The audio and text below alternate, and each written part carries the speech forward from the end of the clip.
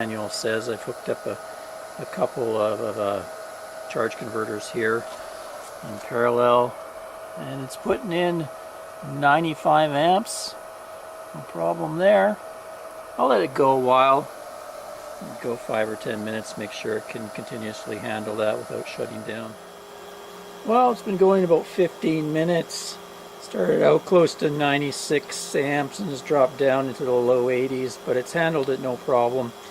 It wouldn't be advisable to charge at such a high rate. You don't want to charge near max on the lithium batteries. Usually recommended is around on a 100 amp max lithium battery, maybe around 50 amps would be a recommended charge rate. But I just wanted to see if it could handle. Next, I'm going to check the charge protection circuitry. So in the manual here it says max continuous charge rate 100 amps. Right now I'm sitting there charging it at 57 amps. I'm going to turn this charger into boost mode, and that'll put us above 100, and we'll see how it reacts. So there we are, 112 right now. Still charging. See if it has protection mode. There it is. It just clicked in. I can see on this that the charge switch is now closed, and it shut off charging completely. You can hear my chargers wind down, fans quit, everything quit. Now it should come back on its own. I'll just turn this charger off of boost mode so when it comes on it doesn't come on over 100 again. We'll see if it'll restart on its own. Yep, there we go. On the app here it says charge switch open. So there's a electronic switch in there. If you go above 100 amps of max continuous charge for any length of time, it'll automatically shut down to protect the battery, protect the lithium cells in there. Okay, so we're approaching fully charged battery now. So I'll just do a recording of this app so you can sort of see how the BMS will lower the charge current and eventually shut off charging. So once it hit about 14.3 on the voltage, charge switch closed and it stopped charging. Now that I have it fully charged, I'm going to test its maximum discharge rate. It says in the manual it can handle up to max continued discharge 100 amps. It also says it can go up to 200 amps for less than 10 seconds. That's its peak discharge current. So we'll fire this up. I have it hooked to an inverter and a couple of heaters here, a heat gun and a heater, so I can adjust the amperage.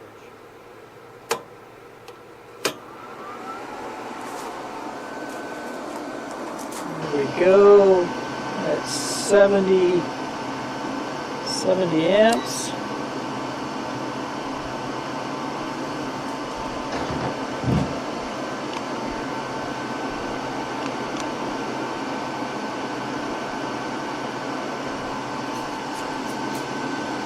Right around 80 amps, handling it fine. I can crank the heat gun a bit. 104. Not sure if it's going to be able to handle that very long.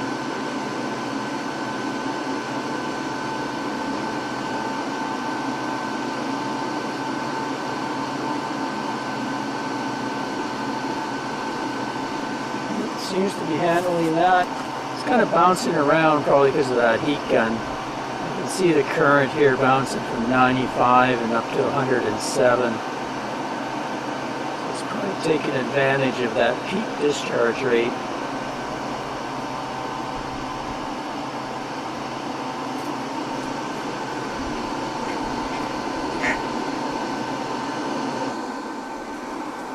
Doesn't seem to be a problem there. Let's crank that heat gun up a bit. There we're at 123.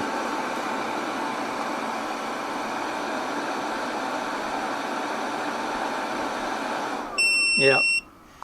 So that was enough to shut it down, and I can see in the app that the discharge switch has closed. So its protection works. Let's go really high.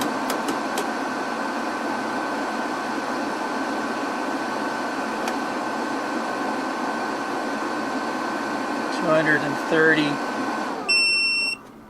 So it can handle the surge. Next I'm going to do a high amperage discharge test. So it can handle 100 amps. So I'll try to get as close to that as I can, and then we'll use the whole battery up. So I have a power station here that I can change the charge rate in 100-watt increments. So I should be able to get pretty close to the 100 amps without going over and triggering the protection mode. So let me set that up. Okay, so we're right at 102, almost 103 as far as the app goes. My clamp on's measuring 101, so we'll see if that holds. If it holds, I'll let her go.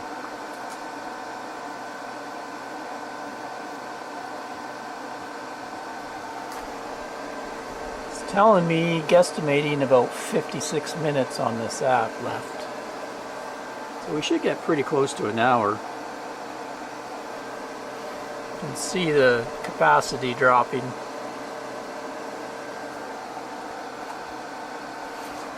And we'll also watch the temp.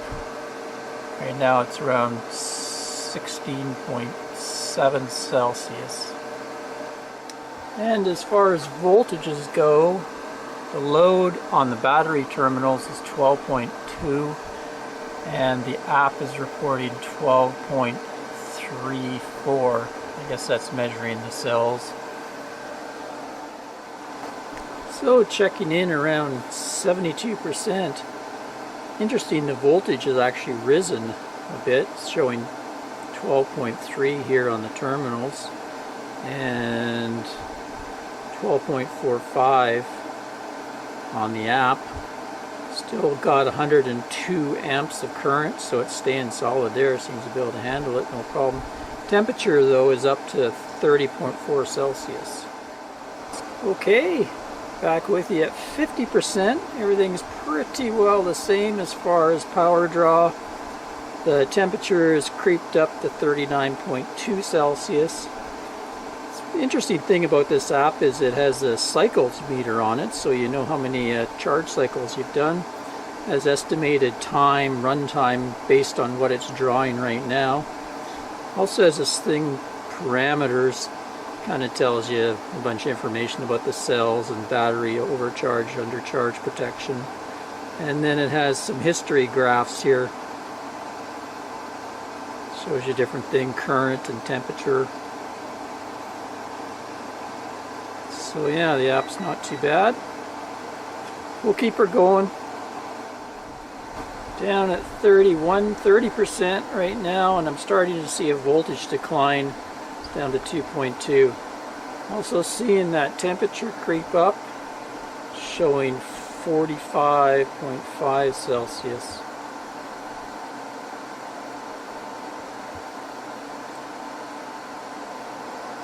You can also see the current starting to creep up a bit, so it might actually shut down.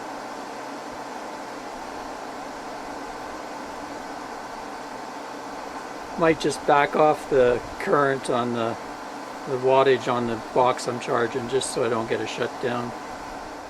There we go, 92, 92.4.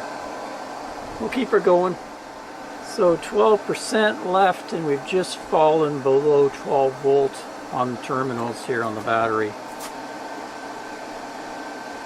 Good thing is there's not even hardly barely perceptible heat on the terminal. It's not hot at all, so that's a good thing. They really have some robust cables inside. You have kind of a square copper cable, and it really seems to be very conductive, and you don't get much heating. Other batteries I've done where you can really feel heat on the terminals. But she's starting to get kind of fall off a cliff here. I can see the voltage starting to go. Amperage is creeping up. Temperature is 49 Celsius. So kind of call it right around 10%. I wouldn't want to go very much lower than that, drawing this kind of current, but it's done pretty good. I'm impressed with it. The only caveat is that temperature, 49 Celsius.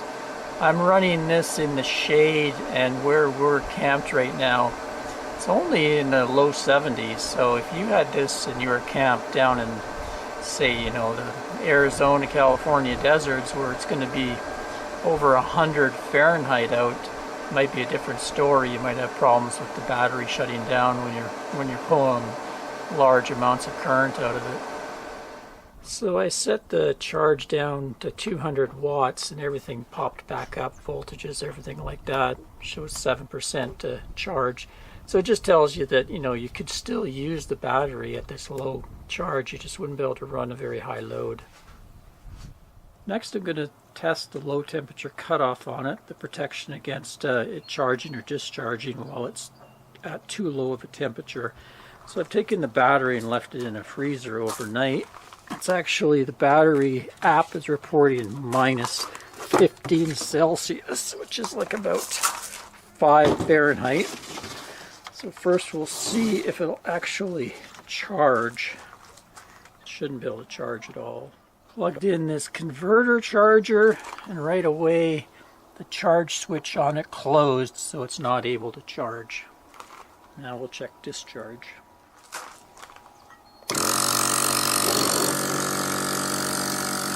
So, looks like it is able to discharge. We're at minus 14.4 Celsius. Interesting.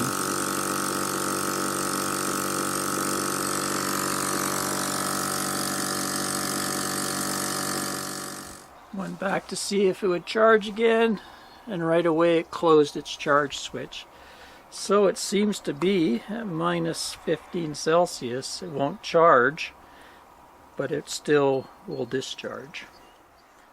What I'll do is I'll let this sit, let the battery warm up, and then we'll see at what temperature the charging kicks back on. Well, it just woke up. Looks like a little bit over 5 Celsius is when it decided to come back to life. Protection state, when it was not working, it said open, and then the charge switch was closed and those switched over and we're back going again. Give you a quick peek inside here. I like it because you just take out 4 screws and the lid comes off and you can kind of get in if you had to service something. I really like these connectors here. They're flat copper bars. Looks like they're kind of flexible as well, and then connected with nice bolts up there, so you really do a good job of interconnecting things. Very simple, nice big battery management system there. See a big aluminum heat sink. I can feel another heat sink on the other side of that as well. And over there is your little Bluetooth module.